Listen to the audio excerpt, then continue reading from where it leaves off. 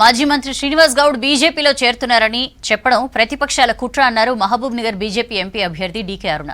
శ్రీనివాస్ గౌడ్ బీజేపీలో చేరతారని జరుగుతున్న ప్రచారాన్ని ఖండించారు. మహబూబ్ నగర్ ముఖ్య నాయకులు పార్టీ వీడటానికి మాజీ ఎంపీ జితేందర్ రెడ్డి కారణమన్నారు. జితేందర్ రెడ్డి కాంగ్రెస్ లో చేరి బీజేపీపై విమర్శలు చేయడం మానుకోవాలన్నారు. బీజేపీలోకి వరుసగా చేరికలు మొదలయ్యాయని, నాగర్ కర్నూలు జిల్లాలో జరిగిన మోదీ సభ సక్సెస్ చేసిన ప్రజలు పార్టీ శ్రేణులకు కృతజ్ఞత తెలిపారు డీకే అరుణ. ప్రతిపక్షాల కూటనే దీని వెనక ఉంటుంది గ్యారంటీగా. ఎందుకంటే వాళ్ళకి ఈరోజు భారతీయ జనతా పార్టీ ఇక్కడ 100% మహబూబ్నగర్ సీటు గెలుచుకుంటుందనేటటువంటి పూర్తి విశ్వాసం ఉంది. దాంట్లో కావాలని ఇక్కడ ఏదో డిస్టర్బెన్స్ చేయాలని ప్రతిపక్ష పార్టీలే కుట్రబన్ని ఇటువంటి ప్రచారాన్ని ఈరోజు ఇక్కడ చేస్తూ ఉన్నటువంటిది చాలా స్పష్టంగా అర్థమవుతా ఉంది. అటువంటి ఆలోచన లేదు, దాంట్లో ఎలాంటి వాస్తవం కూడా లేదు.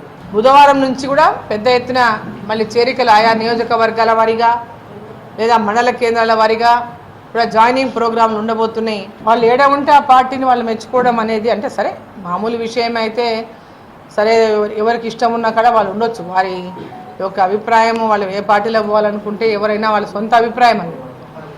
కానీ వారు చెప్పిన మాటలు మీరే వినండి అని చెప్తున్నారు, అంతకంటే చెప్పేది ఏం లేదు. కార్యకర్తల మనోభావాలను అంతా దెబ్బతీసే విధంగా పార్టీలో ఎవరు లేకుంటే నాకు టికెట్ ఇచ్చేది చాలా ఆక్షేపణీయం ఆ వర్డ్ అనేది. మహబూబ్ నగర్ స్థానాన్ని చాలామంది ఆశించిండ్రు, ఆయన ప్రాధాన్యత ఇచ్చే వీళ్ళందరూ వెళ్ళిపోతున్నా పార్టీ ఊరికనే ఉంది.